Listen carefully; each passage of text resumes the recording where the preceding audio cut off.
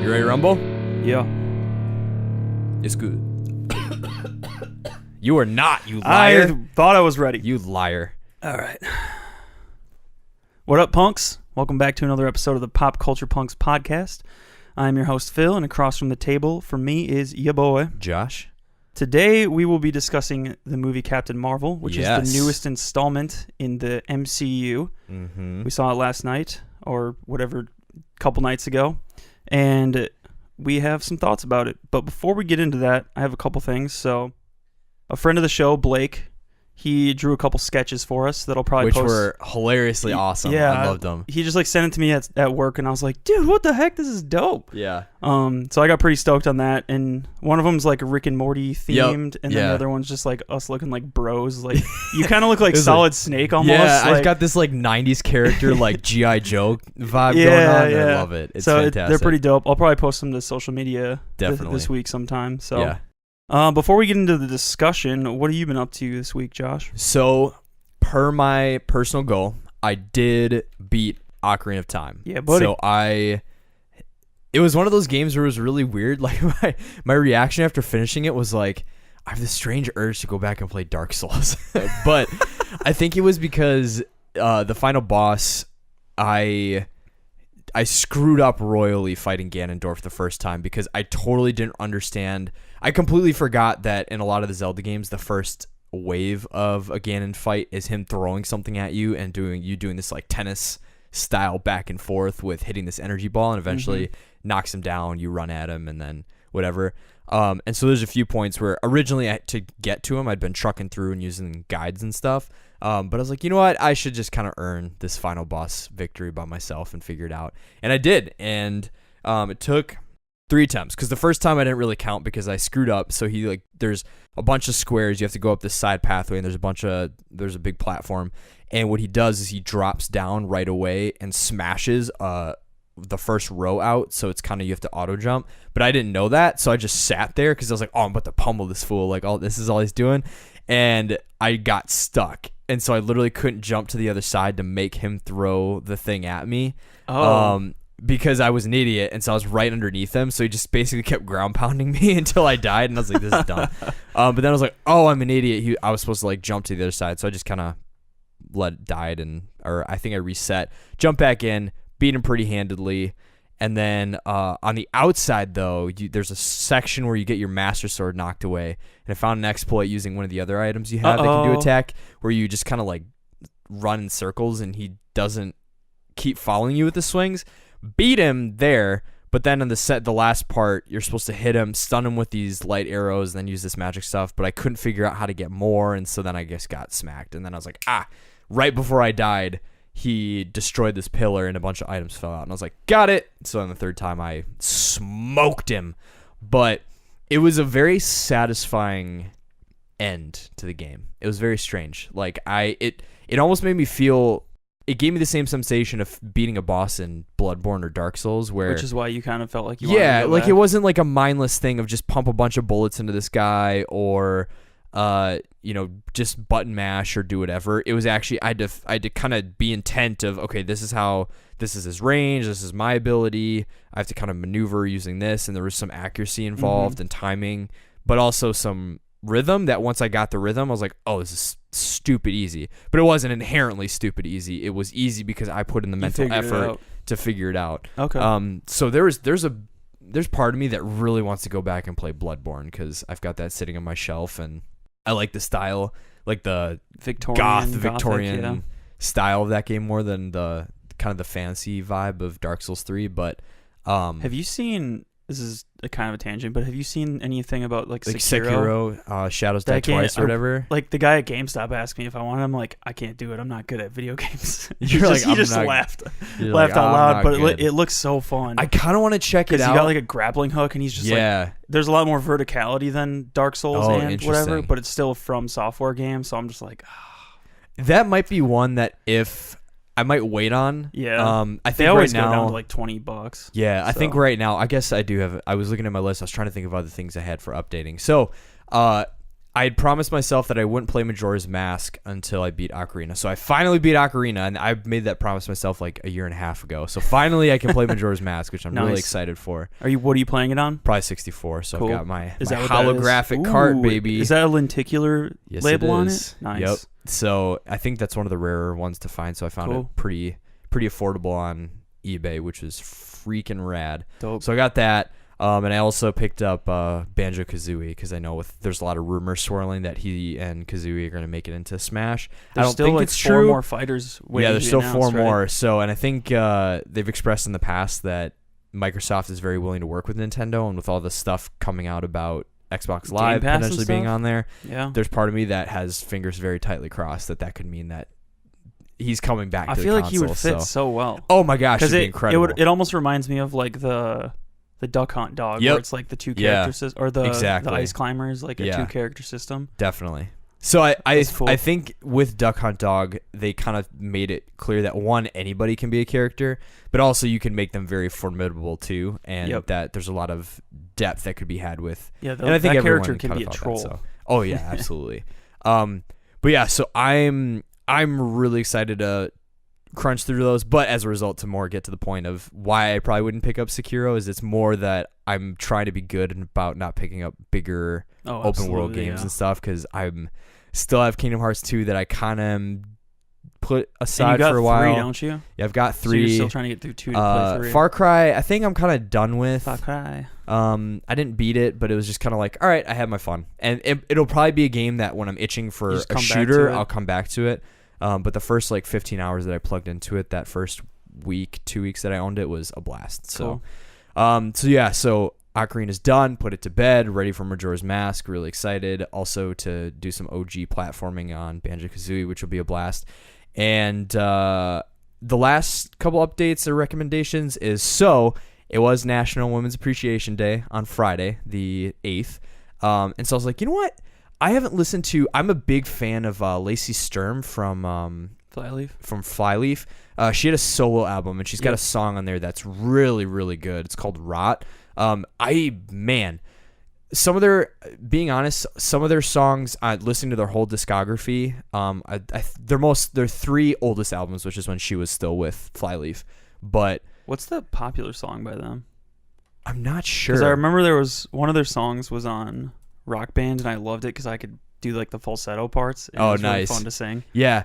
So with some of their songs, they kind of had that early 2000s like generic rock sound, but there were others that I was like, man, this band had a lot of heart and a lot of really talented people. And like they had some songs where I was like, this almost sounds like Deftones with like a female lead, and it's freaking cool. But I think one of the things I appreciated the most, and I think it's more to Lacey Sturm's talent, is like her lyrics are ridiculous. Like I really like how much of a storyteller she is, and how much she, I don't know, just her lyrics have just this flow that I feel like is akin to a lot of the other bands that I tend to gravitate to, where it's not just kind of like, I'm sad, I'm mad, you know, where she actually has like some big words that are thrown in there, and then like just the messaging behind it and everything. So it was fun. It was fun because I've never been a huge Flyleaf fan, but I've always liked Lacey Sturm, and so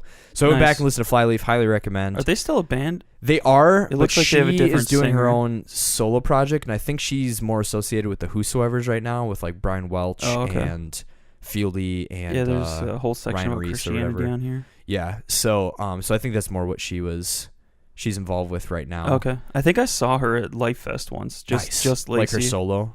Although I think I did see the Flyleaf before she left as well at Life Fest. Nice. So Flyleaf, and then they're not a main. The lead singer isn't. Oh well. Technically, they have 3 singers, but their head vocalist is a female, and I don't know her name, but Amaranthe is like one of my all-time favorite bands ever. Like, they're so catchy. I've never heard of them. They're like I don't even know how to describe it. They're like techno rock metal kind of sound, dubstep almost. Swedish heavy metal band. Yes. The Swedes love their techno pop. Oh, yeah. But their sound is like, I would want their songs in like cyberpunk. It's kind of like their vibe, where very rock, very rhythmic. Probably my favorite album from them is Massive Addictive. They've got a song in there called Drop Dead Cynical that almost has like a Marilyn Manson rhythm to it, but just like it's got a poppiness with the electronic sound, and so they check them out. They're again like they're not one of those bands where I'm like, oh my gosh, they have like the deepest lyrical content ever, but in terms of a very atmospheric, sci-fi, futuristic rock metal sound, they hit the nail on the head, and it's really fun to listen to. Cool. I think one of the cool things about them is so they have 3 singers. So their main singer is a female lead. They've got one guy who does clean male vocals, and they have one guy who does screaming. So it's 3 different people, and then they've got all the other folks doing stuff. So nice. So they're fun. They're a lot of fun to listen to. Check them out. Yep. That's pretty much it for me. Nice. Yeah, I don't have a ton. I started watching Deadly Class. Nice. Which, for people who don't know, it's based off a comic book by Rick Remender, who he's written quite a bit of comics that I enjoy, but I'm trying to think of how to describe it. It's kind of like Harry Potter, but with assassins and like very like 80s punky, and like it's kind of got like a very like punk aesthetic, and I think it takes place in the 80s. Nice. So it's very like, yeah, it's hard to describe, but it's pretty good. I'm kind of enjoying this whole wave of like countercultural comic book TV shows and movies now, because like we've had like such a positive force with the MCU now. It's kind of fun seeing like more existentialist and more like countercultural stuff. So yeah, definitely. It's definitely not for the lighthearted or for somebody who just likes a fun romp, because it's very intense. It's basically in terms of like violence and action, or just in terms of messaging too? Messaging, violence. It's about like teenagers who are being trained to be assassins, and so like for sure, they draw a very clear moral line on like what is and isn't acceptable as far as like teenagers killing people, and it's definitely not one you'd agree with. Interesting. And they're like the TV show's not making a statement about that sort of thing. Right. It's more a statement about like power dynamics and stuff. And like the main character like basically says outright like they're like going around like who they want to kill or whatever, like because they all have to have like an assignment of like who they ultimately want to assassinate. Sure. And like the main character wants to assassinate Ronald Reagan, so it's like it's very like on the nose about its messaging as far as like power dynamics and stuff, and punk in the 80s. Is that the time period it takes place in? Yes. Okay. So Reagan. I assume Reagan is president. It's not like Robot Reagan or something. No, so. no. Okay, cool. So, yeah, I've seen 5 episodes so far. I got it on sale for like $10 on Amazon. Oh, nice. I don't think it's on sale anymore. Sure. Unfortunately, I tagged you in it when I saw it, but otherwise you can't really find it to stream anywhere. So it's kind of a bad recommendation because it's hard to find. Yeah, but I'm assuming it's probably on iTunes, or you just you can buy it. Most places you just can't stream it. Sure. Right now. Got it. I'm assuming it'll go up somewhere once it's done. Yeah. It's on Sci-Fi, so cool. But yeah, it's really good so far. Do you know what the general reception has been? I think it's been received really well. Okay. I started reading the first comic, and it's like panel for panel, like really on point. Yeah. Wow. So far, cool. From what I've seen, I haven't looked too much into it because I don't like to. Until I've finished watching it, I don't like to look too much into things because otherwise I get things spoiled for me. Sure. And I think the last episode airs this coming week. Okay. And then it'll be done. Cool. So yeah, it's been good. Otherwise, there's a comic I read called I spelt that wrong. Asterios Polyp, which is the main character's name. It's a weird name, but it's like a really trippy like indie comic about this guy, and it's narrated by his twin that died in the womb.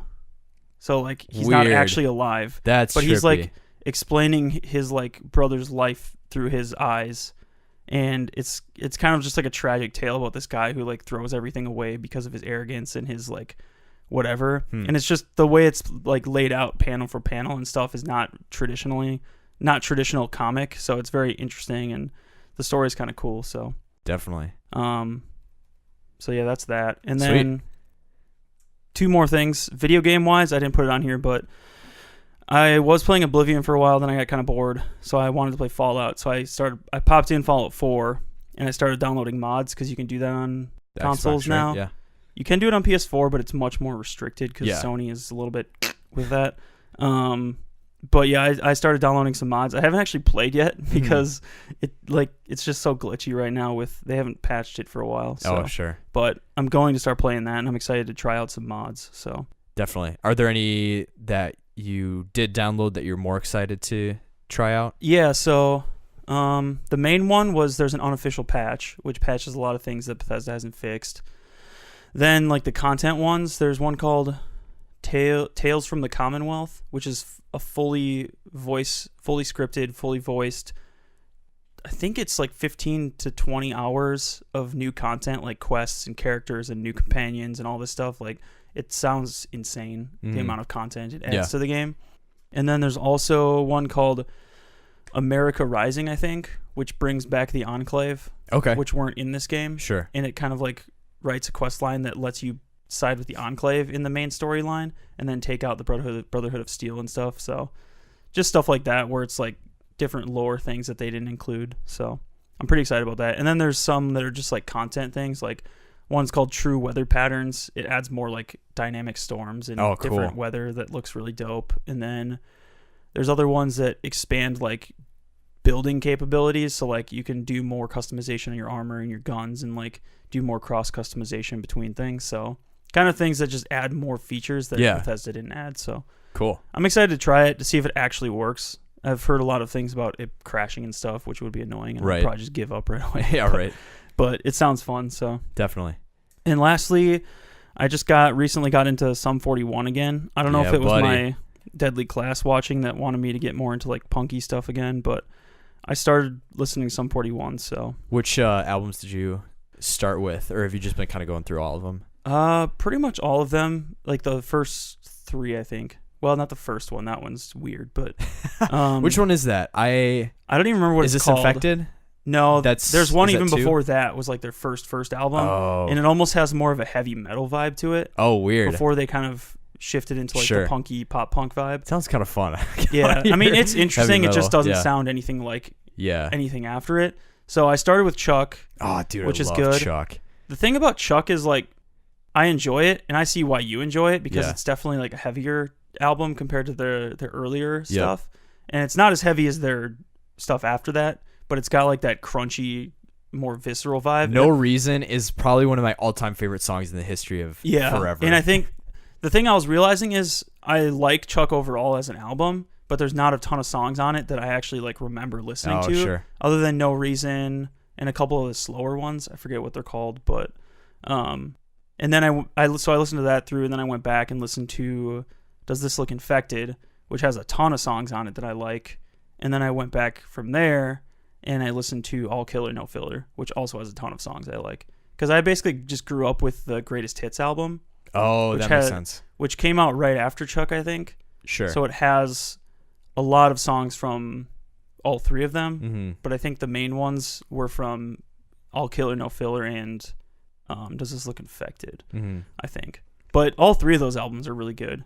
I think All Killer No Filler definitely has like a more edgier pop punk vibe to it, and then Does This Look Infected kind of pushes it a little bit more on the heavier side, and then Chuck goes like full on like heavier. There's even some like post grunge sounds in there, almost like 3 Days Grace in a sense. Like there's some melodies and some guitar riffs that sound very like that style, so you can tell there was different influences playing into it. So I like their versatility because like they don't fall fully into like the pop punk like Fun Times Blink-182 camp, but they don't fall full into like the heavy metal or grungy, super depressed like emo depressed style, it's like a good, but it's not even like super punky either. It's kind of like a good balance between like the poppy and the punk that a lot of other bands don't definitely do, so. What did you think of their album? Was it 13 or what was their newest one? I liked it. It felt a lot like their older stuff for sure to me, because they had Screaming Bloody Murder, which I thought was pretty good, but it was definitely different. It wasn't in the same vein of like the punky pop punky vibe that I liked. But I think 13 Voices kind of harkened back to their earlier stuff in a way. But still, like, there's some stuff in there that like there's some solos and stuff that are like very reminiscent of like rock and roll and like almost heavy metal, and you can tell they're influenced by heavy metal. They even say it in Fat Lip, I think. What was their I know War, that's probably one of my favorite songs for them. Just I love how melodic that song is, but then what's the other big one? That Fake was My Own Death. Fake My Own Death. They The had that music video for that is incredible. With all those memes and stuff. Oh, I love it. And just them like playing as like the world's falling apart and being destroyed by all these cartoon characters. Dude, I remember so when they great. dropped that track, I got so stoked. Yeah. And then I was great. saw them at Warped Tour that summer. Yeah. That was so fun. Nice. Oh, Good they're a deal. good band. For sure. I feel like their sound is in somewhat like not as relevant today Yeah. as it was when they were big, but I feel like it still sounds good. So Yep, I'd agree. I enjoy it. Solid. Yeah, that's Well, all you I got. ready? I don't know if there's any news items that are Not noteworthy. really. Nothing that I saw. know of, but So solid. if you do have something, shoot us an email. Here we go. So I kind of wanted to, we talked about this a little bit before, but I kind of wanted to talk about just a short bit about the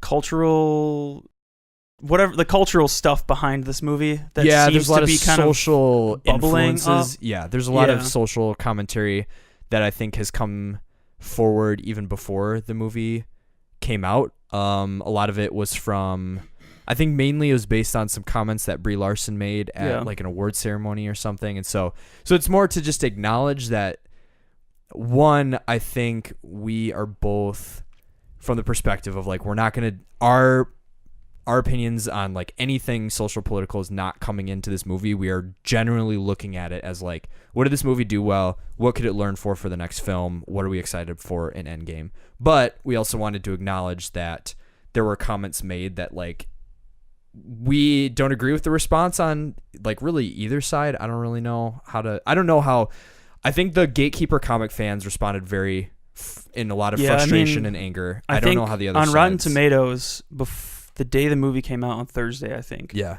There was like 54,000 user scores, which is more than Infinity War has total. And it was like a 33% audience score.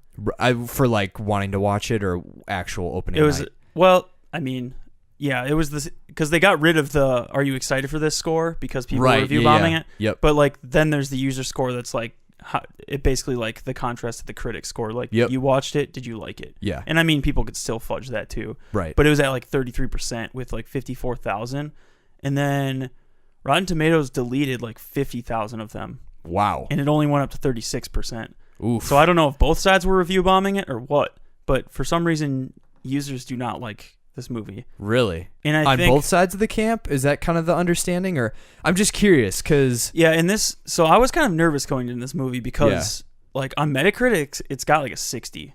And like I was looking through some of them and like The Guardian, New York Times, Washington Post, like a lot of those were giving it like a 60 or a 50. And like in my mind, those are more like liberal sources, so they wouldn't be in the same camp as like the comic gating people or whatever. Yeah. So it was kind of like, maybe it is just a bad not movie. a good movie. And I was like, I kind of looked in too much into it. Like, I psyched myself out a little bit, so I was kind of scared going in that maybe it actually was bad, and it wasn't just like these gatekeepers trying to like, they don't like a woman being in a superhero position, or they don't like Brie Larson as a person. But so yeah, there's like just a lot of weird reviews, and it's kind of confusing. Rotten Tomatoes, it's got like 82, so I don't know the difference between Metacritic, which I think just takes aggregates all review scores, and Rotten Tomatoes might have a different threshold for who can and can't be counted as a quote unquote critic. Right. Like Washington Post might not count as like a critic in their eyes. Yeah. So yeah, it's kind of, I feel like it's a contentious superhero movie more so than Black Panther for some reason, culturally. I don't know. But yeah, it's weird. I was also looking into like, it's hard to find information when it's so like, it seems one-sided, because I was trying to figure out like, what is it about Captain Marvel or Carol Danvers that people just don't like in general? And it's hard to find information from people who aren't like super biased the gatekeeping people. Right. And I found one article on like The Guardian where he listed like 5 reasons why Captain Marvel is just a crappy superhero in general or something like that. And I don't even remember what the reasons were, but it was valid. It was kind of like, she's just not an interesting person. Like, she's kind of a D-bag. She's just got too much power, and they basically said she's like the most quote unquote privileged superhero of all of them, because she has like so much power, and like she kind of just flaunts it, and she's kind of like, in the comics, I'm saying specifically, this was a guy who hadn't actually seen the movie yet, and he was just explaining the history, and like there's things she's done, like basically when they introduced her, they just like killed off the rest of the heroes and all this stuff. So I think it's just been a contentious, rocky history with a character that a lot of people on both sides don't really know what to do with. Sure. But she also has a very intense following. Yeah. Which I can tell on Twitter. Like, everybody on Twitter seems to love her. But I follow a lot of, like, comic pros and stuff who are definitely on the side of, like, 10 out of 10, this movie was awesome. It's going to be a great movie for women and girls everywhere kind of side. Yeah, and just to point at that too, so one of the things I know that I think fed into, at least this was something I saw pop up on YouTube, is I didn't do as much research, so it's interesting to hear what you found. The thing that I saw that got a lot of attention was Brie Larson's comments, which basically, she was at an award show, and I'm ad-libbing. I highly recommend trying to track down the video, and I wouldn't recommend watching it through like a third-party source or something where it's like someone being like, here's everything wrong with what Brie Larson said. But essentially, she was at an awards thing, and she made a comment about, like, she prefaced it by saying, I don't hate white guys, but if you're an old white guy, I don't really care what your opinions on A Wrinkle in Time were. And so over the course of this award speech, she basically keeps saying, like, look, I want to reiterate, I don't hate white guys, but, like, if this isn't meant for you, like, I don't care. And I think I saw a lot of people were really frustrated because it's like, well, you're being racist towards white men and blah, blah, blah. And I think it's sad because, to be honest, her criticism is exactly what I would say are similar to what our criticism of Bill Maher was when he was trash talking comics, in that Bill Maher does not know anything about comics. Yeah. Bill Maher does not read comics. He contradicts himself 3 or 4 times in his statement saying comics suck and this is why our world sucks, is because old dudes read comics and they need to grow up. Her pointing to specifically A Wrinkle in Time, which I believe she was in, I don't remember, but I think so. Yeah, I would assume so from her comments. But essentially her point is, me as a 25-year-old guy who likes violence and blood and gore and extreme action or thought-provoking philosophy, if I go into A Wrinkle in Time and then start trashing on its narrative beats and I don't like this character and this character sucks and stuff, it's kind of like me watching My Little Pony and then ripping it apart because it doesn't have enough, like, deep philosophical answers to life and things like that, where I'm looking for something in this movie that isn't meant for me. It's like, it's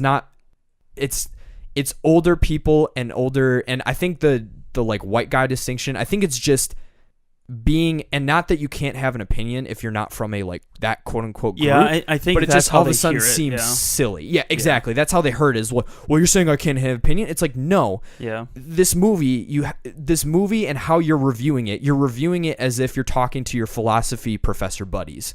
This movie was made for kids. And specifically with a young African-American female lead, speaking of A Wrinkle in Time, you're probably not going to resonate with a lot of the characters. Yeah. And it's on you to not sound like a pretentious D-bag, to be like, well, there's all these narrative flaws in this movie, and these characters are not very deep, and blah, blah, blah, and I didn't understand or connect with any of them, and they just felt hollow. It's like, yeah, because they're not written to connect with you. And maybe you could argue that that's a bad execution of being generally interesting for most audiences, but I think, not to defend their point, but I think the distinction would be that Captain Marvel is, in a sense, written towards our audience. It's not, but for sure, because I think they took because what she also, like, that was the first thing that she said, but she also said that during the press tour of Captain Marvel, she wanted less white men to be there for, like, press junkets and stuff, and she wanted more, like, diversity and stuff, which, again, I don't care. Like, that's that's what she wants to do, like, so no sweat. I think the hard part, it seems to me, in, like, the popular cultural critique is, like, we have examples like The Last Jedi, where, like, initially, like, everyone was kind of like, this movie sucks.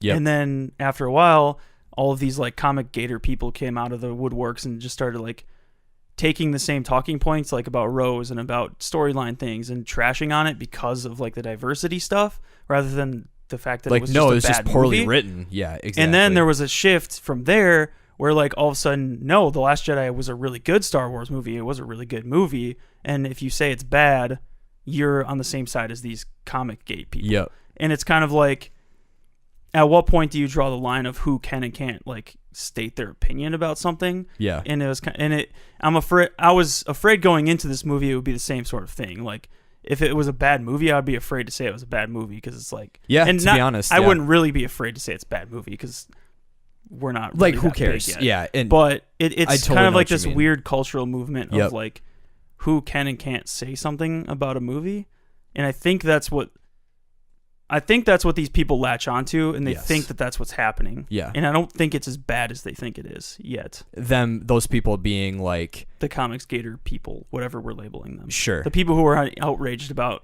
a Captain female- Marvel and blah blah blah. And yeah, for sure. Yeah, and no, totally, and I totally agree. And I think,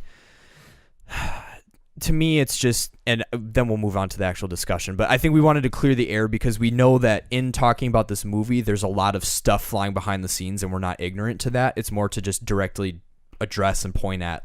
Yeah, there's a lot of people who were really mad about Carol Danvers, and there were a lot of people who were like, if you don't like it, you're a trashy person. You're probably in the alt-right or whatever. And to me, it was like, there are a lot of things about her character in this movie I absolutely loved, and I'm really excited for her going forward. There's a lot of things narratively that I feel like Marvel as a studio dropped the ball on. And I think, and I actually quoted, and I got a couple quotes from Gloria because part of me was like, I need someone who's not a white guy. And so as my wife, who's very, very, very, very passionate about like female role models in film and like characters being hypersexualized and stuff, like she has very, very, very strong opinions about that. And so there were things about this movie that she absolutely loved and was super stoked on. And then there were things that she was like, this was horse crap. Like, as a woman, how could you do this? Like, this is just so dumb. And to me, I was like trying to process through. It was like, well, I think depending on what side of the fence you're on, even if you do lean more like on a left side, they probably thought they were doing the right thing because they're like, well, we don't want to make her like a weak character. Well, yeah, and that was one of the things I found was that in the comics, she tends to be what you call a Mary Sue character, where everything good just happens. Where like she doesn't have any flaws. She does like she's just super powerful because if she has flaws, it suggests that like quote unquote women have flaws. Exactly. Sort of. And that was a lot of like. That seemed to be what the argument generally was around her character. Yeah. So, but yeah, and so there were things that she said that she was like, I am very disappointed in how much they did not complicate who she was and like just certain things that they did. So, but we'll get to that. It was more. Yeah. Speaking of that, the first talking point I have is actually character, like what we thought of the characters in the movie. Let's do it. So I'll let you go because you were kind of already on that train of thought. Sure. Like what were your thoughts on her specifically as a character, and then we can kind of dive into other characters too as we see fit. So one of the things I wanted to do in this discussion that I think I haven't done before is I tried to be very active in watching this movie from a different perspective. Like, so one, I don't know anything about Captain Marvel. Even with Black Panther, I didn't know the deep lore behind his character in Wakanda, but I kind of had a vibe, and I kind of knew some of the set pieces. So I was just really interested to see what they were going to do in adding depth to him. This movie, like, this is the first time we're ever seeing Captain Marvel. Like, I think with Black Panther, he came in Civil War the first time, so we kind of got a little taste without him being fully flushed in. So then when we got to kind of see his attitude with his sister and like him being king and stuff, it was really cool because it was like, man, this dude is just like the dude. And there was a lot of like really cool depth in that movie. Like, it's just a very deep movie. Thematically. With this movie, I tried to watch it of like, okay, one of the things people are arguing is that this movie is supposed to be for girls and to be like a model superhero. So it's like, okay, if I was a dad and I had a young daughter, how would I feel about this movie?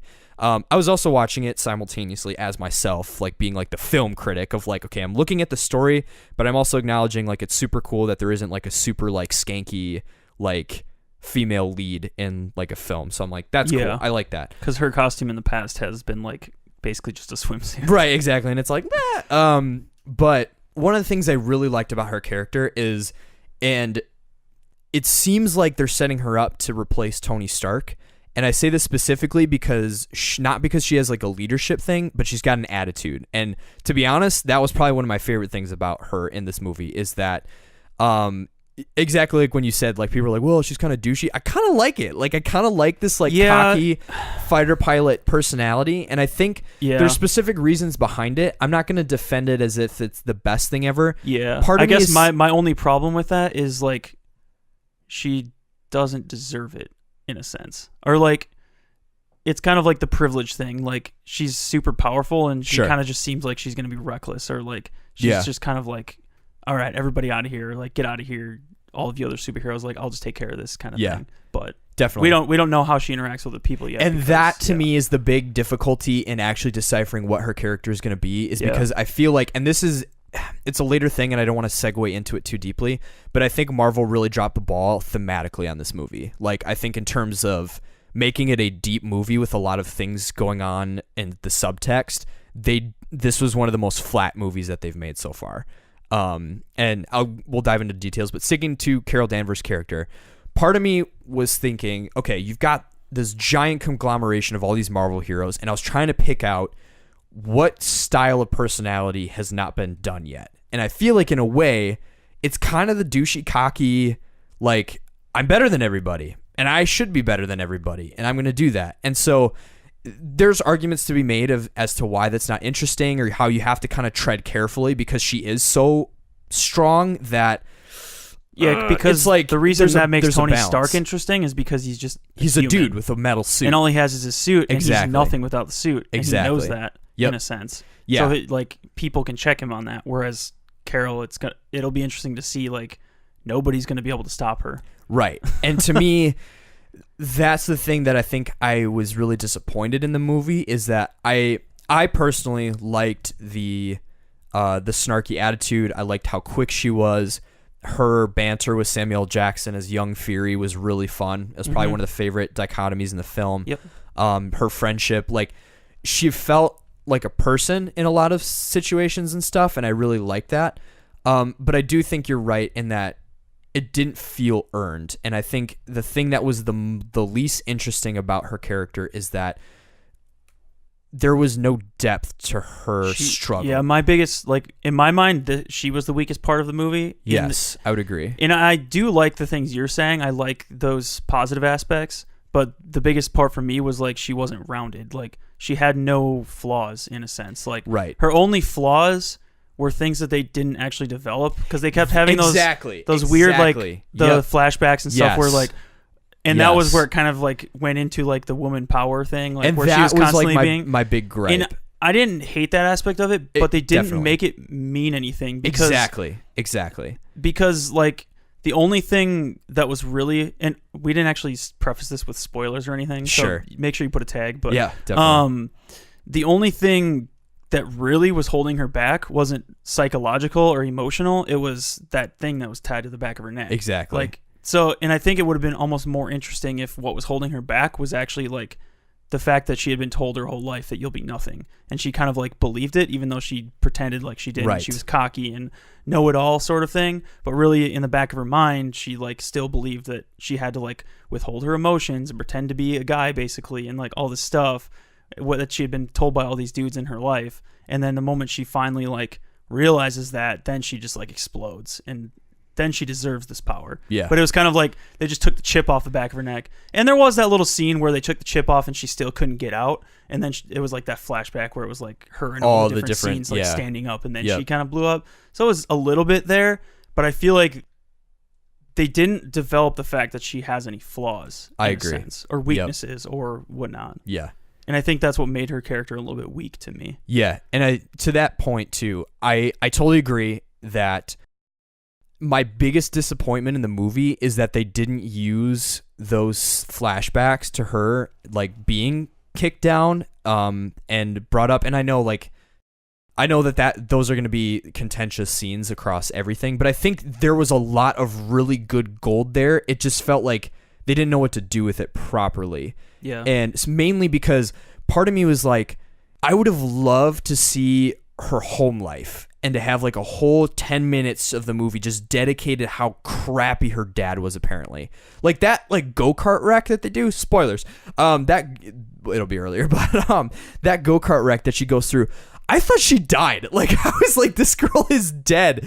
And then she comes out and she's like standing and her dad's like, you don't deserve to be on here. I'm like, that's a bad father, you know? And like, I would love to see like what she does with that through her whole childhood and like her being told and being kicked down, and that it's built in her character to stand back up. And so thematically later in the movie, literally she's being held captive by these people and she has to find something inside of her to stand up and to like break free of this clutch of all the and I think this power. Like, I think that's what they were trying to do. Right. But it was kind of like the Batman vs Superman thing where like you can kind of see what they're trying to do, but they're not really doing it. Exactly. In a sense. They didn't give it an emotional weight. They didn't do it, yeah. Right. Like it didn't feel deserved in a sense. Yeah, definitely. Maybe? Yeah, because I think to me, and this is, I'll kind of skip down to one of the things that Gloria had said. Yeah. This is kind of like abridged. So Danvers doesn't have any major struggles or challenges to overcome except her emotions, which she almost never has to deal with.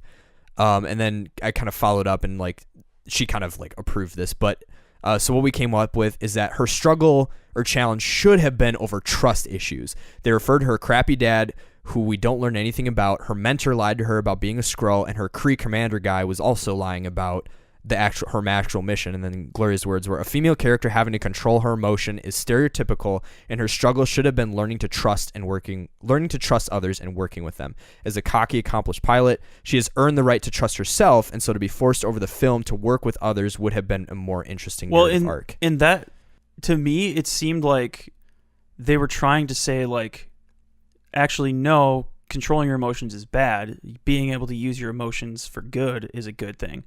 But I feel like it seemed like they implied in a couple scenarios that like her letting go and not basically like there was like a parallel between her father and I forget the guy's name, but the villain dude. Yeah, Jude Law. Jude Law's character. And they like kind of had a parallel between them. I think it was them where they were saying like control your emotions, like emotions make you weak, sort of. And I was like, oh, that's classic, like telling a woman to control her emotions. Yeah, like stop crying. Yeah, I was like, geez, that's. But then it seemed like they implied in a couple other instances where like she finally really kind of grasped like how powerful she was. Yeah, like with those clubs on her fists or whatever. It was when she realized like, no, I can use my emotions. I can like be emotional and still be strong in a sense. Yeah. And I feel like that's what they were trying to do, but they still didn't do it. Well, and so to go deeper into that too, I think there was no consequences for her like moving. I feel like it was such an abstract challenge that there wasn't anything concrete that you could tie to getting over and then unlocking the power. Like I think of like Miles in Into the Spider-Verse. The whole movie, he's having to muster up like I'm not Spider-Man. I can't be Spider-Man. I don't have the courage. I don't have the guts. I don't have the know-how. I'm just a kid. Like, what am I supposed to do? And he asked Peter, like, well, when am I going to be ready? He's like, you're never ready. It's just a leap of faith. And that's what leads to that whole mind-blowing, like, oh, that was so cool scene of like him jumping off the tallest building in New York. She didn't really have that moment. She didn't have a moment where it was like, and there kind of was when she like blew up the AI or whatever. Right. But like there was nothing that led up to, because that moment would have had much better payoff if like Miles there was some tension that she had to deal with. Right. Or like but the tension she was dealing with was not tied to the emotional stuff. It was she didn't know who she was. Right. But that had nothing to do with her powers really. Well, and to me, and maybe they did kind of hint at this now that I'm thinking about it, but I just don't think that they did it as impactfully as they could have, in that if the chip would have been something, or like with this whole like control your powers, they basically had convinced her that her powers were bad. Like, you're not supposed to do this. Your powers are bad. You are bad. You need to control yourself because you're a weapon and like you're nothing and all this stuff. Because then it feeds into the later reveal that, guess what? It was all ploy and actually you're working with the villains. Then all of a sudden when they keep telling her like, control yourself and you need to do this. And they kind of do that with that snarky scene where he's like, fist fight me, like, don't use your power, show me that, and just bam. And I kind of was like, I dig it. But they're just, I don't know, like, it just, there wasn't, I think I'm sad about this movie because there were so many awesome scenes that they could have done that I'm just envisioning in my head, and like that would have been like the dopest moment ever of like her maybe like I'm thinking, so for example, when she's flying around and then she just like starts falling and she doesn't know she can fly yet, like it turns into this like, oh crap, I gotta learn how to fly, and then she like zooms off. But like how awesome would that have been of like her montage, her falling, her leap of faith moment is she's like gets jettisoned from the ship or whatever, and she's trying to save, but she's like in this moment of like, I literally don't know what to do, I'm going to die. And then all of a sudden she's like, I'm going to literally hit the ground as physically hard as I have ever hit the ground in my entire life. And that's when the flashbacks start rolling of like, get up, get up, get up, do something, you know, like don't quit, whatever. And like, boom, then she zooms off and she starts flying. But like the way, kind of like you were saying with her character, that was, I think this is the one part of the cockiness that frustrated me, was it just happens for her. She just kind of like snaps in and she zooms off away and starts ripping stuff up and going ham. And it's like, yeah, it's cool and all, but like I want that moment to be an impassioned like, oh, that was so awesome. Like I think in like Tomb Raider when she's fighting the main villain and like he's beating her and all this stuff, and she has that moment that it's been said across the entire film of like, get up, Lara, you can beat this guy. And then she does, and she jams the monkey's or that like old dead lady's finger in his throat and kicks him in the pit. And you're like, yeah. And in that fight scene, like the dude overpowers her. Yes, like and she realizes she has to like kill him, otherwise she'll die. Right. Whereas like in this movie, there was no consequence. There's no like, consequence because like she's basically just Superman. Yeah. And even Superman has a weakness. Right. Like the bad guy Superman had to fight was Zod, who was just as powerful as him. Right. The bad guy she had to fight was a bunch of noobs who couldn't do anything, and she was just tossing them around. Right. Which looked dope, but I feel like it, in a sense, it doesn't have the same weight that a lot of superhero movies have when they finally come into their power and they just like whoop butt. Right. Like, and that's the thing that I guess I struggle with this movie is this was like the first film that I really didn't know what to do with in terms of it being an intro superhero movie. And like, we've seen a very weird smattering of them, and so I didn't know what to expect. And I don't say that as it was good or bad, but you have Captain America, who comes from like World War II era, you know, fighting Nazis, doesn't really have superpowers. He's just like a super soldier and has a dope shield. You've got Iron Man, who's like Captain America's flaw is that he's living in a time period that he doesn't remember. Like his whole thing is like he's a man out of time, basically. Right. Yeah. So I guess to walk that forward, then, what is his flaw now? Because I think that's the thing that I'm almost struggling with. Is that he's basically the weakest dude there. Well, but that's kind of what I'm saying is like, but yet he still is like tearing stuff up and like doesn't face any really physical, like damaging physical battles and stuff like that. Like I was trying to be fair of like, okay, our gripe with Carol Danvers is she doesn't really have a struggle, and this might be just a meta thing that you just have to swallow of like, this is just superheroes. Well, that's the hard part is what's her struggle going forward. We won't see her flaws until more movies come out, because Captain America, you didn't really see any of his flaws in the first movie, right? Other than the fact that he still like had this weird like inferiority complex about himself. Like he still kind of was the small guy inside of the big guy's body. Right. But then in the second movie, he's got like these ideals that he stands by, but now his best friend is the bad guy. And like, what do you do in that circumstance when your best friend is trying to kill you and you don't believe in killing people, even though he's going to kill a bunch of other people? And then Civil War, another time, his best friend is ideologically completely opposed to him, and it culminates in this scene where him and his best friend basically almost kill each other because of their opposing ideologies, and he has to go into hiding. Yeah.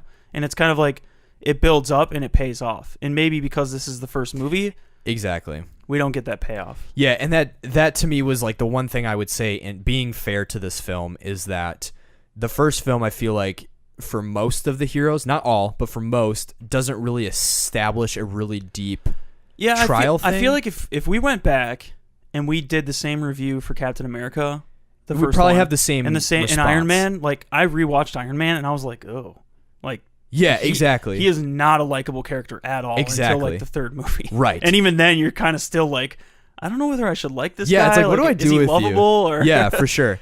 So I think like because we're so far in the game now, we're like 20 movies in, like, but they're still making first films. It's hard to look at them in the lens of like, would we have looked at this the same? Exactly. And I think we would have. I think these characters don't get their full payoff until like 3 movies later, because like that's just how the MCU works. There's there's the mini arcs within the film where they come into their powers, but then we get to figure out what they do with their powers, how they deal with the conflict between using, like, for her it's going to be, I'm way too powerful. Like, how does she even fit in with the rest of the Avengers? Like, nobody in the Avengers is close to like her level of destruction that she can cause. Right. She just blew up a spaceship in like 2 minutes. Well, and so it'll maybe that will be the tension of like, they won't know, like, it's kind of like Jean Grey, like, how do we deal with this person who, like, that's a good comparison. Way more powerful than any of us. Yeah.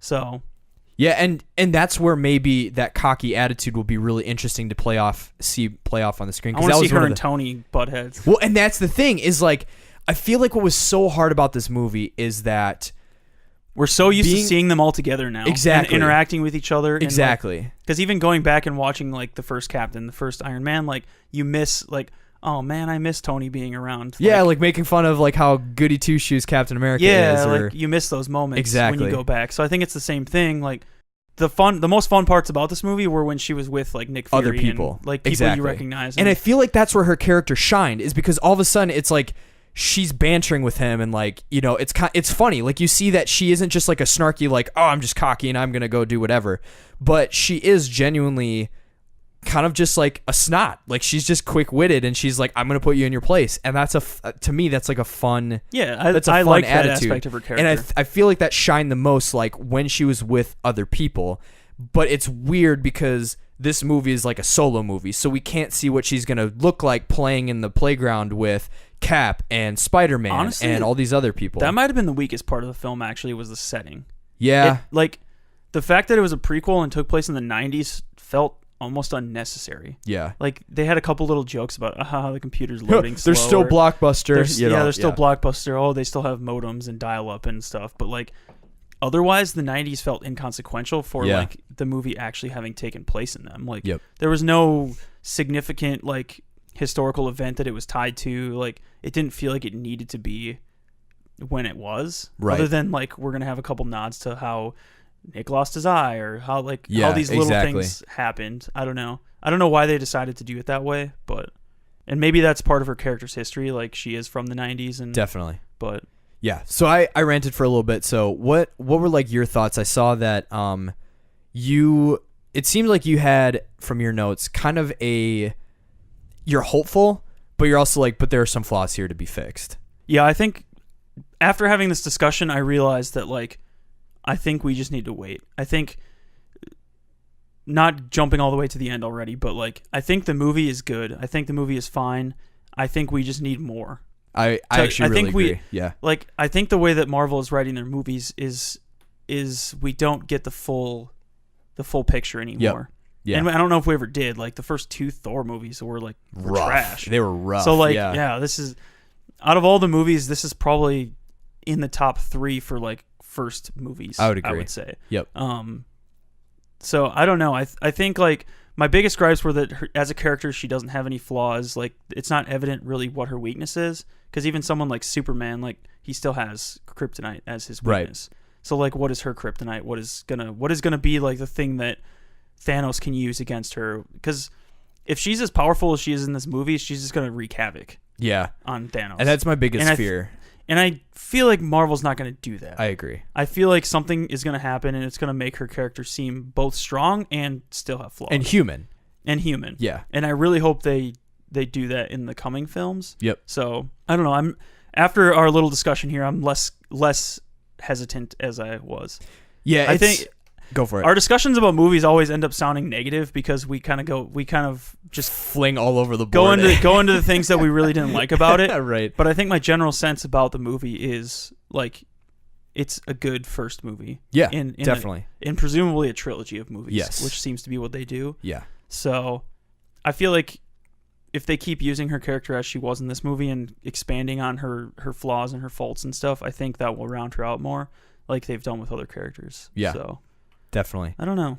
Yeah, and It's hard to say because I feel like the different pieces of the movie, when you pick them apart, feel kind of flawed, but the whole package felt right. yeah, it was like, to me, this was like a really well-paced movie. Like, there was never a point where I felt really, in terms of structure and timing and stuff like that, I felt like the pacing for this movie was really good. Yeah. Like, there never was a point where I was looking at the clock where it was like, oh my gosh, like, really? Are we really doing this right now? It was like, it was one thing to the next. All the characters, again, like, were interesting. There were interesting moments. There was kind of this like cat and mouse thing going on with the scree and the crawl, and that was fun, and kind of like, you know, some of the different moments that happened from that. But anyway, sorry, I think I cut you off. But no, I agree. I think it's hard to say because like when you look at character, it's kind of like I wish there was more to her character. But again, we're gonna specifically in overcoming something. Yeah, it felt like when you look at the story, like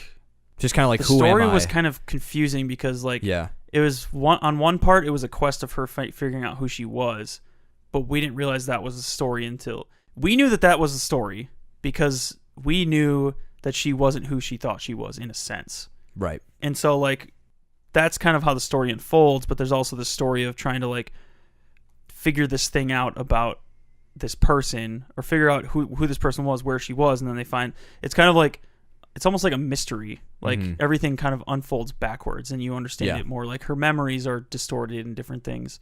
And it was kind of just a confusing story in a sense. Like I don't know. Do you think it's hard.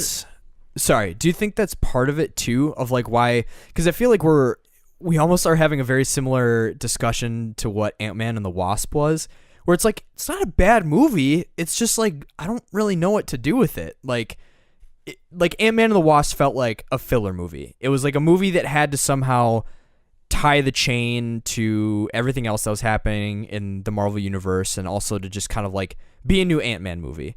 It was kind of weird because it felt like it was more about Wasp, and we didn't really feel like Paul Rudd had any development. He was just kind of the comedic relief. Yeah. And with this film, it's kind of like, yeah, we got to kind of explain about some things that are probably going to pop up in Endgame, but we're also introducing this new hero. Like, it's kind of like, what is the goal of this movie? Like, was it to introduce a new hero, or was it to just kind of nudge us along to new info that's going to be important for Endgame? I think the setting and the other characters and different implications behind things that happened, like Ronan being in it and stuff, I liked all that stuff, but I think it took away from the fact that it was her movie. Yeah, I agree. It was a similar thing with Ant-Man and the Wasp, that like the package that we got wasn't the package necessarily that we should have got in a sense. I think a lot of the pieces were good, but they didn't serve. It was kind of like the Batman vs Superman again syndrome, where like it's just setting something up for later. Like it didn't feel like we were just getting a good first movie like Black Panther was.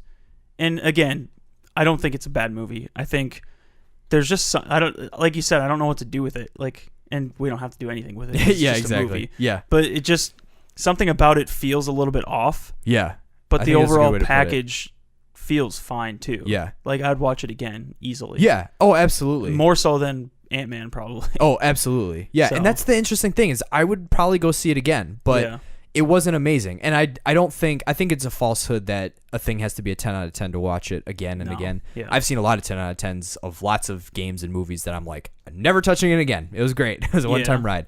But do you think there was too much they were trying to do too much in this movie? That's maybe part of the symptom.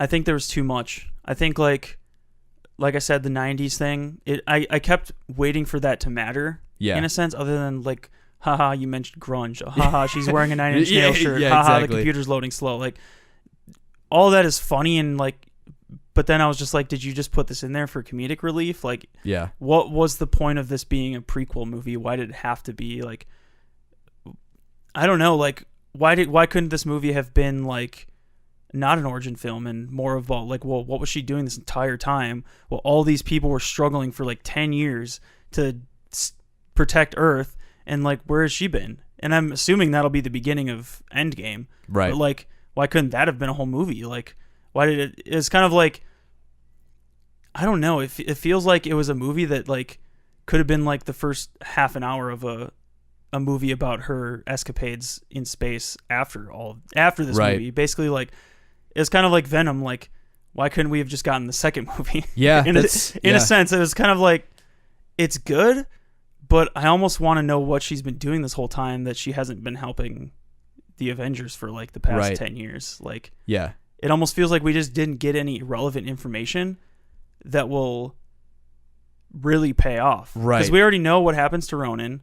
We already know that the Kree are bad. We already know that the Skrull are somehow involved in this. We already know the consequences of Ronan. Like, he's already dead in our minds. Like, that's long gone past, like, inconsequential in this timeline. So it's kind of like the things they gave us as far as, like, backstory and tying it into the entire universe, like, it doesn't matter. None of this matters after, like, a first Guardians movie. Yeah. Here's a thought. I think one of the reasons this movie feels off is because instead of it just being a solo movie about, because I think here's an interesting idea. So I'm just going to throw this out there and we can process through it. But when you look at like Black Panther, I think one of the amazing things about that movie is it is a very formulaic story of protagonist versus antagonist. You have T'Challa, who is the upright and moral king. You have Killmonger, who is the antithesis of T'Challa. Yep. And so you see them battle in their story and their history and all the things that they're dealing with, and you know the betrayals that happen to them and all their whole history. And so there's a depth of like, it is in a way like good versus evil, and like in a non-cliche sense. I feel like in this movie, out of most of them, this was the first one where I felt like it was more about like good guy and good guy versus like good guy and bad guy. Like the whole movie isn't about Carol fighting back against Jude Law's character and like him being this momentum part of her life and her being like, screw you, D-bag, and like shooting him off into space. Really, the whole movie is about her and Nick Fury. Like as much as it's a Carol Danvers movie, it's also a Nick Fury movie. Yeah. At the same time. And I think specifically because they go into like what happened to his eye, they go into like him sitting down at the computer and like changing it to like the Avengers and like like before this movie it implied that he had no idea that there was aliens out there. So right. This was kind of like his first step into like the supernatural. Yeah, this was like what got him to become Nick Fury. And I think because of that, it made the movie infinitely better because you get to see Danvers and Fury kind of, but it's being buddy-buddy. It's the Ant-Man and the Wasp thing. There's exactly. There's too many characters like, vying for time on the screen. Yeah, it goes back to the thing of like, it's a good movie, but they're just doing too many things. Like, I feel like it's kind of like the first Guardians movie. Like when you jump into the first Guardians movie, they're like, Star-Lord's already doing his thing. Like, he's already pretty BA. He's, like, romping around planets, stealing stuff, shooting people down, doing his thing. And, like, you get a sense that he's already, like, pretty powerful and pretty resourceful and stuff. And, like, they don't need to establish how he got to this point yet. But then you kind of get that as the story plays out. You get his backstory as the movie plays out, and you kind of learn why he is the way he is and all this stuff. I feel like this movie was, like, the backstory to a movie that should have happened. Like, oh yeah, in a sense, you know what I mean? Definitely. And I feel like the movie ended up being like, how can we show Nick Fury's past while also introducing another superhero into the MCU? Right.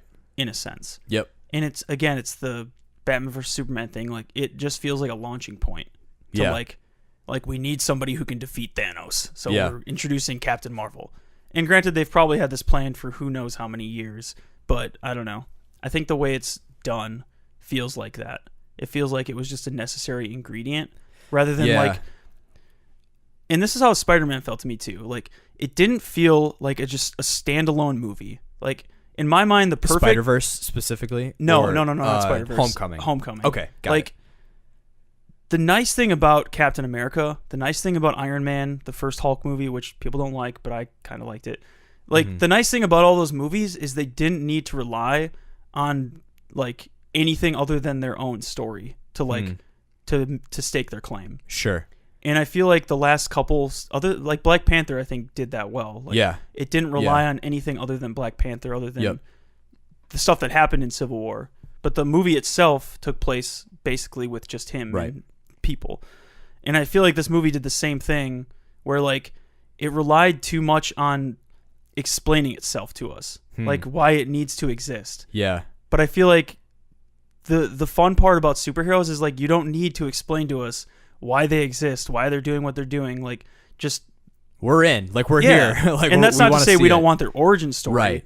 But you don't need to explain to us why they're going to fit into the MCU. Right. I think. And I think that's part of the reason why Homecoming feels like weird to me. Whereas like it's at Homecoming in this movie, it's like they didn't focus enough on the character it was supposed to be about. They took too much energy trying to explain from other characters how they to fit bring into the larger Marvel universe. Yeah, sure. And I get that you want to do that because you want it to feel connected, but like Right. the first Iron Man didn't need that. Yeah. And I mean, do you think it's just kind of an unfortunate byproduct of the machine in a sense? Because I feel like it's in a weird because as you bring up Homecoming, that's a very, I mean, I loved it because I'm a Spider-Man nerd, but I loved it too. But that point I think is really on par with what I'm feeling about this movie as I'm thinking about it, is that what would Homecoming have been like if Iron Man didn't show up? What would he have been doing? What would he have chosen to do? What would his escapades what would they have looked like? What would his fight with the Vulture have been like? And I feel like in the same way, it's kind of like what I'm asking about, you know, Captain Marvel, is what would that film have looked like if it didn't have young Nick Fury in it, and if he didn't come in until like the last 20 minutes to just kind of be like, hey, saw you're super powerful, here's my card, you know. But again, it's like, it's hard because they had to do that because of what they did in the post scene with Infinity War, with like him pulling out the communicator, and you're like, oh, he's calling Captain Marvel, and then you see the whole whole thing that created the story. Exactly. And I think in that sense, it's kind of like, oh, that's fun. Like it leads to like what that is, but simultaneously, it's like, so essentially what you're saying is this film couldn't exist, or this story doesn't exist without. To be honest, I feel like we're getting, at least for me, I think we're getting to the root of the problem. Is I'm almost like feeling the fatigue of the Marvel Cinematic Universe. Like, definitely. I feel like part of me is kind of getting sick of the interconnectedness. In a sense. I agree. And I think the reason Captain Marvel and Iron Man worked is because like the Avengers didn't exist yet. Yeah. Like, it made sense that Iron Man didn't need to be tied into with all these other things because they didn't exist yet. Right. But once they did exist, they had to start acknowledging, okay, well, these superheroes don't exist in a vacuum. They exist in a world that's ravaged by aliens and other heroes and stuff. Yeah. And they kind of had to make it fit. Mm-hmm. And I think we're getting to the point where like there's so many things happening all at the same time that like it's starting to feel almost just a tiny bit convoluted in a sense. Yeah. And I don't think it's gotten to the point where the movies are bad yet, but I think it's getting to the point where it's almost like fatiguing. Yeah. And I feel like that's what's happening. I don't know. Because like on one hand, it was a fun movie. I had a lot of fun watching it. I really enjoyed it in the same way I enjoyed all the other movies. And yet I'm sitting here like, I'm tired. I'm tired, man. Yeah. I don't know. Yeah, that's a good point. To be honest, that was kind of the thought I had coming away, where it all of a sudden it kind of clicked of like, oh, I could see if this is the nuance that people were feeling when they were saying they were running into the Marvel fatigue. I understand. Like, I honestly kind of do. And I think I was in it because it was like, oh my gosh, like the story and like all the interconnectedness, like it was fun. But now it's kind of turning into like, I think if this, and maybe this is the distinction for me, I don't know how you feel about this, but I think the distinction for me is that so much of this movie and the narrative beats were driven not by the elements inside its own story, but by stuff in the future. Yep. So it's like a weird feeling of like, there's like, I think that's it.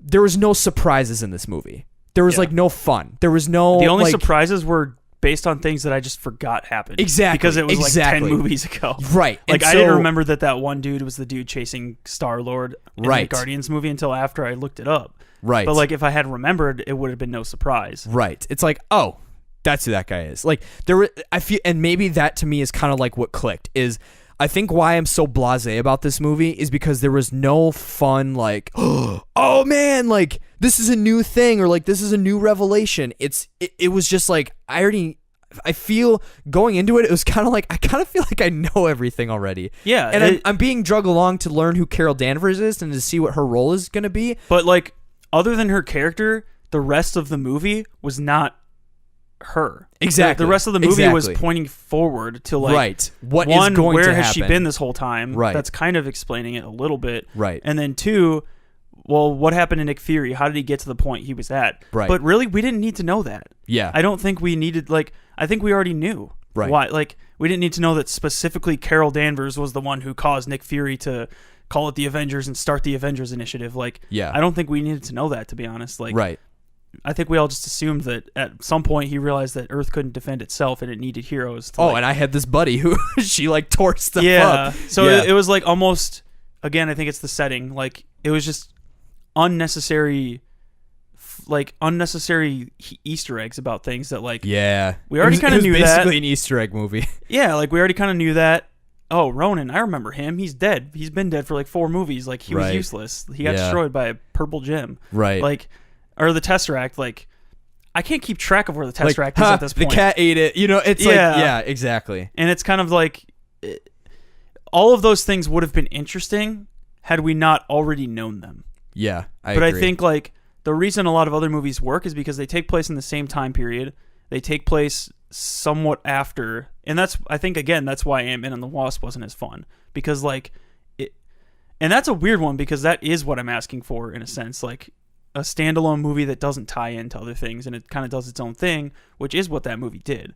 But I think there's a certain balance you need where like if you're going to show like fun little hints to the rest of the universe, I think they need to be new things. Yeah, I agree. And not just like figuring out how he lost his eye. Okay, it's a fun Easter egg. But really, at the end of the day, like inconsequential. Figuring out how he started the Avengers, really inconsequential to the story. We don't need to know how they started. It's been going on for 20 movies. We don't care anymore. Yeah, right. And it's kind of like all the little things were kind of inconsequential. Yeah. So like, it's a fun movie. It's a good movie, but I don't know. I think that's why I'm feeling weird about it. Like, yeah. Here, I almost wonder. I feel bad because now we're just being down on it. No, but that's the thing is that I don't think we're being down on the movie itself, because as I'm thinking about it, I really enjoyed, because this is the thing I think I've been trying to crack, and I think we got it, is I really enjoyed it. The entire ride was really fun, and I don't regret seeing it at all. My first thought was, after it was done, that was dope. That was a good lot movie. Better than I thought it would be. Exactly. But now I I'm think there was a weird reveling in it. But I think this was the thing, is like there's like a weird feeling, and I think the feeling isn't a result of specifically Captain Marvel the movie. I think it's a result specifically of how the Marvel universe is shaped right now in terms of how the cinematic universe is tying together and all that stuff. Yeah. Because here's a thought that occurred to me. It would be, I almost anticipate that once all the movies are out and all the movies are together and stuff like that, it would be really fascinating to do a case study with someone who didn't watch a single one of the movies, and to start with Captain Marvel and then do them all in order. Because I think that would make Captain Marvel one of the best ones in a weird way. Because all of a sudden, it's like you get wouldn't the know backstory. what any of the little exactly. Easter All eggs the were, little hints are at, like all the little hints and stuff. Instead of it being old news, it's new news. And I think that's the effect of this movie that's kind of strange, is it's the whole movie, except for the Skrull and the Kree to a certain extent, everything is old news. And Other than Captain Marvel herself. Right. Yeah. And I think because of that, it's almost like this was like the movie that they needed to have before Endgame. And I almost, part of me, man, and I hate saying this, but I almost wish they didn't do this movie before Endgame. And I wish that Captain Marvel just kind of came in, because I feel like this movie didn't give her enough character depth to get me excited. Like, I'm excited to see what she's going to do in the midst of the other Avengers, but it didn't make me super stoked just for her as a character, of like more screen time with her. And I don't know if, to be honest, I keep going back to this, but like, so whenever this movie ended, which was probably mid 90s, like timeline wise, and then when he calls her, which was probably 2018, 2017. Yep. So there's 20 years in between there that she's been gone completely from everywhere. How, in my mind, how is what we saw the most interesting aspect of what she's been doing? Exactly. She's been in space, like fighting aliens, who knows where, for 20 like, years. You're telling me you couldn't, like, honestly, like, you're telling me you couldn't find something more interesting, like, out there? Like, because all of us are basically wondering, like, what has she been doing? Like, Right. why hasn't she been helping? Like, Right. they have the world's most powerful superhero, like, on call, and none of what's happened has been an emergency yet. Right. Like, Yeah. like, is Thanos what she meant when she said only in emergencies? Right. Like, they had a whole wormhole open up and people were descending upon Earth. That's not an emergency. Right. So, like, in a sense, they didn't, like, justify, like, why this was the important story to tell. That's a Like, great point. It's a good origin story movie. Yes. I don't think we needed an origin story for a person this powerful. Right. I think we could have just jumped right into it. Right. Because it was like we keep coming back to, it was inconsequential. Yeah. I think the cool, like, the space story of maybe some pocket of whatever she's been doing out in the universe for 20 years, like, because obviously she brought the people to their home. Right. But then what happened after that? What's she been Right. doing? There's a whole Guardian sequence. They're in space. Like, we've never seen her. So where the heck she been? Well, and to me, that could have been one of the funny, some of like the more subtle funny Easter eggs is if they did in the timeline of like Guardians 1 or Guardians 2, and she's like going around with all these Skrull, and like they're like, hey, let's go to this planet. And they're like, I heard Ronan showed up there and like got disintegrated. Like, maybe not. Like, this might not be a good idea. Yeah. So I and feel like like subtle there was things just like that. like, I feel like that would have been more interesting in being tied to like what they've Yeah. been doing in the universe. Yep. Because like you said, this movie would be a lot more interesting if you watched it before every other Marvel Universe Yes. movie. Yes. Because it is like a prequel. To Like, me, it's a it prequel to jumps from everything. like maybe a 7 or a 6.5 to like an 8.5. Like, Yeah. if you're watching it as the very first Marvel movie ever, if you know I nothing. think this is like an 8.5. Mhm. I think Because because then the of first where time it's you see Nick situated- Fury and Exactly. Captain and, Yep. and Iron Man and Hulk, like Yep. you kind of like start to piece things together. You're like, oh, the Avengers. Okay, Yeah, and then it's like, okay. oh, this is dope. Like, and then we're, you, like, you to see get the together. Tesseract for the first time. You're like, oh, that was the thing that Cat puked up. Yeah, exactly. And then So- there's like these little fun things that all of a sudden the Easter, and you know what? Maybe that's the genius of it, is they made it to be timeless in a way. You know, like I don't know. Like this is a very confusing conversation because like I really liked it, but I also am really kind of baffled at the reason they told, like, to your point, the reason they told this story. But then I'm also like, but maybe that's the genius of it, is like when I watch this series with my kids, they're gonna be like, oh, you know, like in Infinity War when he pulls out the beeper, they're gonna be like, Captain Marvel, oh snap! Like all of a sudden that moment has that much more weight. Versus I feel like even in Infinity War, that moment was like, you're calling out to the movie that's coming out the month before Yeah. Endgame, you know. Whereas now it's like I feel like this, and Also, I feel like I need to look into the timeline on this thing because I feel like Nick Fury would have known about Captain America before he met Carol Danvers. Wouldn't he have? no, I think Because Captain think America was Captain involved with America- S.H.I.E.L.D. for like a long time. Well, I think Captain America, like when he's unfrozen, Is that in the 2000s? it's like the 2000s, I think, is what I Okay. assumed. Okay, yeah. Because they like dig him up. So he might have and known then- about Captain America because of S.H.I.E.L.D., Right. but he wouldn't have met him until like 10 years later. Right. Okay. Yeah. And also the Tesseract, wasn't that in like That was in Avengers. I think that was the first time it or no, Captain America. That was the 'Cause first time it showed up because Red yeah. Skull, like, wasn't it in like that zaps Dutch him. village or something, and they pulled it out of Something that like- tree thing? I think How so. the heck did it get from the cat's mouth to the or And I mean, the that's- timeline is like, what yeah, is- there's there's like a little Easter whole- eggs where I can't piece together like I think technically that Captain America happened even before Captain Marvel, so the Tesseract somehow got from like Frozen or like East Germany or wherever it was to a place where Marvel could okay. get the Tesseract. So I think from Captain Marvel to Captain America to Captain Marvel, that's where the Tesseract kind of did some like zigzagging across the map. They also never called her Captain Marvel in this movie. Yeah, I don't think she ever donned that name. I don't think so. So They whatever. hinted at it when he said, "I like Marvel. I like how that Marvel." sounds better." You're like, Like, ha, I see wink. what you're doing there.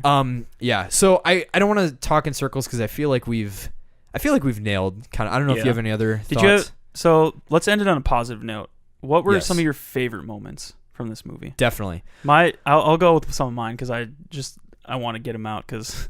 So I loved the Stan Lee cameo in this movie. That was great. Because it showed him rehearsing his lines for Mallrats. Yeah. Which so now Kevin Smith's movies are technically in the MCU. Yeah. Because Stan Lee was rehearsing his lines for that, so that's kind of cool. And I saw a picture of Kevin Smith on Twitter. Actually, he was like bawling because he got a little cameo with Stan Lee Yeah. reading his script. So I thought that was really cool. And one of my favorite parts also was Goose. I love that cat. He's so cute. And then he actually ended up being an alien. This like alien thing. He's like, as long as this thing freaks you out, man. Like, come on, Goose, you got to pick a side. Yeah, that was great. I really liked the scene where she and Fury, Danvers and Fury, are sitting at the table in the bar, and they're kind of. She's like, all right, so here's the deal. They can replicate all this stuff, but they can't replicate certain memories. So you got to tell me some things. And so then they're kind of going back and forth on like some of their memories and stuff like that. I really like that scene. Gosh, I'm trying to think. I think that, like, one of the funniest ones, and they played it up a lot in the trailers and stuff, but when she's on the subway and she's people like looking keep at trying the to people, hold her back, right? Like, and like she's just an like old lady. I just love how she like sucker punches this old lady, and like everyone on the bus is or the subway's like, that one guy's like, oh snap! Yeah, it was just like, and then how the fight breaks out and how she's totally like flipping her, like this old lady's flipping around and stuff, and how like citizens are like grabbing her, trying to hold her back. And yeah, I thought that was really fun. That was a really fun scene. I really liked the scene. So like there was the whole fight scene where her and all the Kree dudes, and she's like just destroying them. Yes. Basically, they're like like trying to beat her, but she's just wrecking them. Yeah. But then the scene after that, when I don't remember where it happens in the timeline, but when she like finally like goes up into space and just like demolishes that ship, I thought that was pretty dope. Yeah, it reminded me of Justice League when Superman finally like gets unleashed and he just like destroys what's his name, like after they've been trying for so long. Right. Superman just pummels him. It reminded me of that, where you like finally get a taste of the power that she has. Yeah, I love that stare down with her and Ronan. And then Ronan's like, he's like, warp out of here. We'll see you later. Deuces. Like zip out. Yeah. Trying to think of like what else. They only played it up a little bit, but I really like, I can't remember her name. Gosh dang it. But her best friend from the Air Force, like some of those scenes, like when they were at her house and it was like her and Nick Fury and like this, like the main Skrull guy who ends up kind of like being the good guy in the end. Yeah. Like I loved like the scene when it's all four of them and like she's outside with like her daughter is the friend's daughter is outside with like what like her and like waves and she's like, what? No, friend is like, oh, you weren't kidding. Like it's just like that moment, but then he's like, well, I guess technically, like I lied about that, and like stuff like that. So what's up with his accent? Like, I don't know, but it was funny. For some reason, like aliens have British accents in movies. Yeah, it was just hilarious. Great. Yeah, he had some really good quips. I like his character. Yeah, the Skrulls were just funny. Like I liked them as like a species. They were just. It was a like, weird twist because like the way they portrayed them up to that point was like menacing and like they're terrorists and like they have like pointy ears and all this stuff, and all of a sudden you like meet them and they're like whimsical. He's like, funny. Whoa, dude, chill out. He's like, we'll figure it out. Yeah, the first interaction in the house, they're like all Yeah. threatened by him, and he's like super chill about it. He's like, I mean, like you guess you could say that. And, like the cat comes by and he's like, oh, get that thing, get that flirkin away from me. Flirkin or like, whatever. Dude, that's a cat. That's a cat. He's like, why are you so afraid? Oh no, that's not a cat. So yeah, I mean that's the thing. So I guess to kind of close out my final thought on this movie is I absolutely think it's worth seeing in theaters. Yep. I think it's a great film. I think it's one of the better intro Marvel films. Any gripes I had with it, the only major, specifically with the film itself, was that Carol didn't really have any major weaknesses that I foresee being interesting character development points. I think that could be fixed. I think that's something easily remedied in future movies. I think because it's an intro film, kind of have to take it with a grain of salt and just kind of, to your point you mentioned earlier, of like we just kind of have to wait and see. Yeah. Like I think it's a little too early to judge. I think in terms of the general vibe itself, my major criticism is more with the MCU as a whole right now, and then as a result of this movie, than this movie itself. But also backtracking slightly on that, acknowledging that if this was if going back and watching this series with someone who had never watched it before, so like I'm probably going to watch this with my kids, and them seeing this movie first, it is probably going to blow their minds and going to be a lot of fun to see them be like, oh my gosh, like this is like, that's Carol, like they're calling Captain Marvel, like here she comes. And so I think because of where this movie was positioned, because of the timeline of the cinematic universe, it just felt out of place I think it suffered because of its timing. Exactly. Yeah.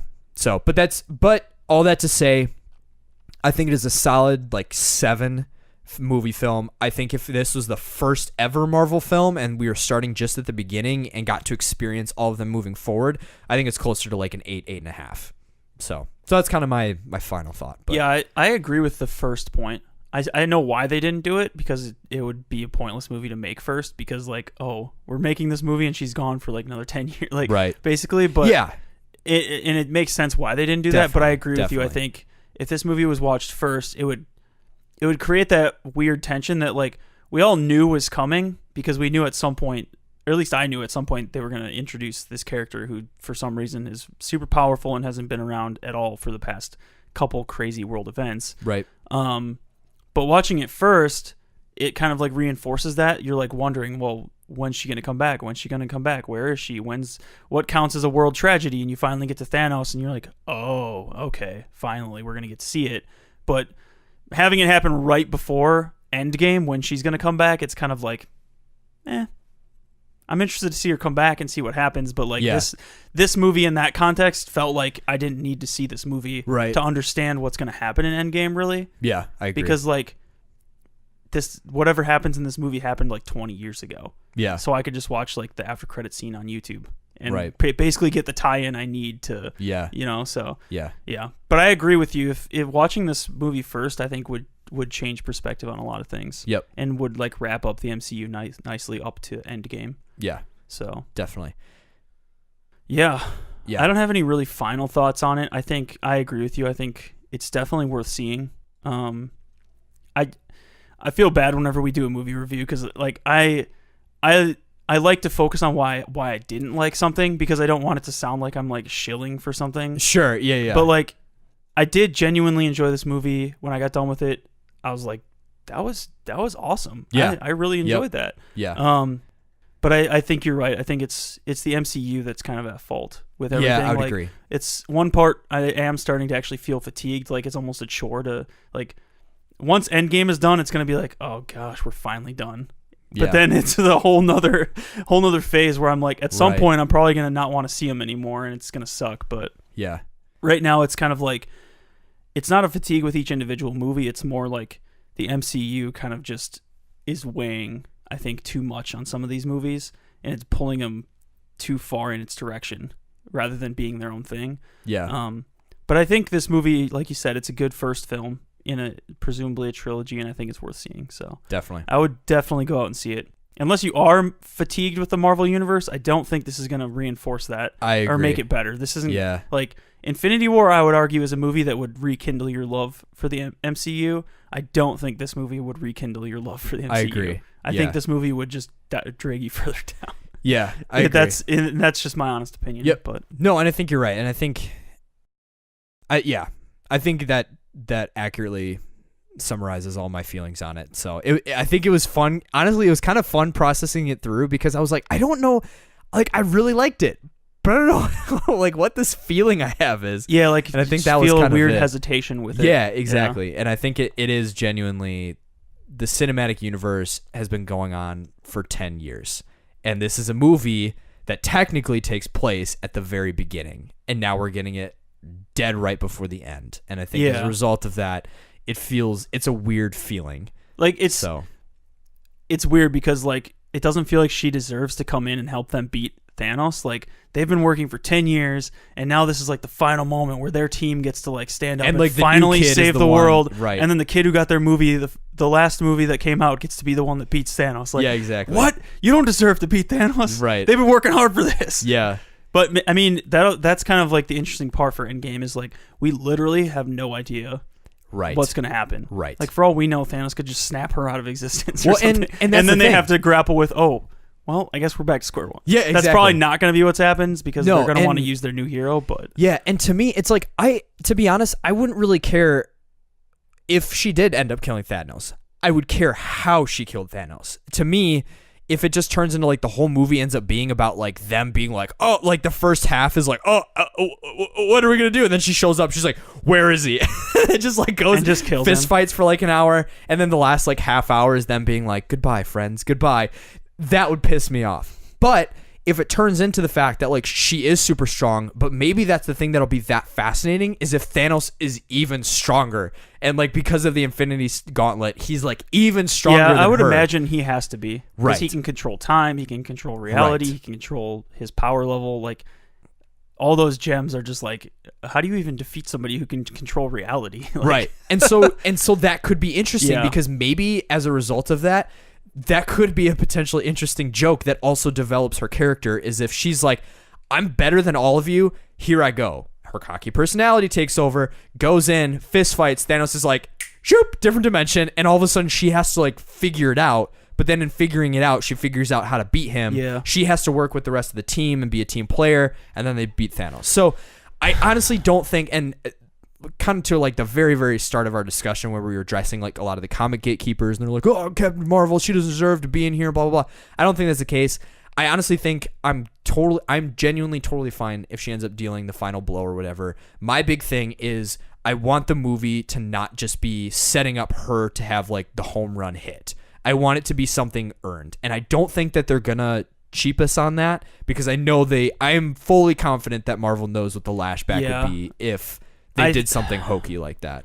I just feel like if this is going to be a send-off for all these heroes we've known for 10 years, I want them to do it in a way that honors them and doesn't like crap on them because I know that's what they did in the comics, like when they introduced all these like alternate versions of heroes for like diversity and stuff. They basically like just killed off all the other characters, but in a way that was like emasculating or like all this stuff where it's like that's unnecessary in a sense. Sure. And I'm not saying it in like a socio-political sense, but like I don't want them to just kill off these characters to say like nothing you've done in the past 10 years has paid off and your heroism has failed you basically. Like I want it to be a cool send-off or something. Yeah. So then it feels, and I'm fine with her killing Thanos and taking him down if that ends up what they do. Which and that's the funny thing is everyone's talking about it as if it's guaranteed that that's exactly what's going to happen. It's like we don't even know, dude. It's like we don't know who's going to die. Like the only information we have is that they're really depressed about whatever happened. Like, exactly. That's all they've given us. Right. And we know that Captain Marvel is involved now. Yeah. Because of So I'm excited. Yeah. I am a couple more months. Really, really freaking excited for Endgame. I know. Really excited. Emotionally, I'm not excited because I'm gonna ball. I'm gonna be a teary mess. But yeah, I totally trust Marvel with what they've done in the bigger films like that to give us something that is gonna honor those heroes. And I feel like if anything that they could learn from the comics, it's to not do that. Of like, and I feel like Zach mentioned that with what they did with like Miles in the comics of Ultimate Spider-Man, where it's not just like, oh, Peter's dead, get in there, Miles. It's like, oh my gosh, I have to kind of figure this out. And like Peter did die. And so, and maybe that's one of the cool things that could happen is if Captain Marvel does end up kind of being the new lead because of her strength. And if Tony's kind of like, you know what, you're way better. I'm just a dude in a suit. You got this. Like, I'm going to go be with my woman. Like, deuces. You know, that to me would be a satisfying send off of like, he's handing over the mantle, and if anything, that would be like the biggest character arc for Tony Stark is to be like, to finally give I am not the best person for this anymore. Yeah. Like this is in your hands now I agree. because you are the best. And again, there's a million ideas that could happen. I think people are jumping the gun way too soon to be freaking out over what's gonna like. They've barely given us anything. Right. All they've given us is what we already know. Like, right. Paul Rudd's still alive. Half the world is gone. Right. They're all depressed. Blah, blah, blah. Like, there's nothing that we know. Oh, yeah. It's, absolutely. Like, I can't even fathom what's going to happen. It's crazy. Oh, yeah. Come on. It's going to be awesome. April can't get here soon enough. Definitely. Cool. Well, on that note, thanks for tuning in to another episode of the Pop Culture Punks podcast discussing Captain Marvel. This is just, I'm just going to put spoilers from like minute 1 all the way in. Yeah, just say spoilers the whole thing. Definitely. So hopefully you enjoyed our discussion. We kind of went all over the board and it wasn't as much about the film, but hopefully it was still edifying for yourself.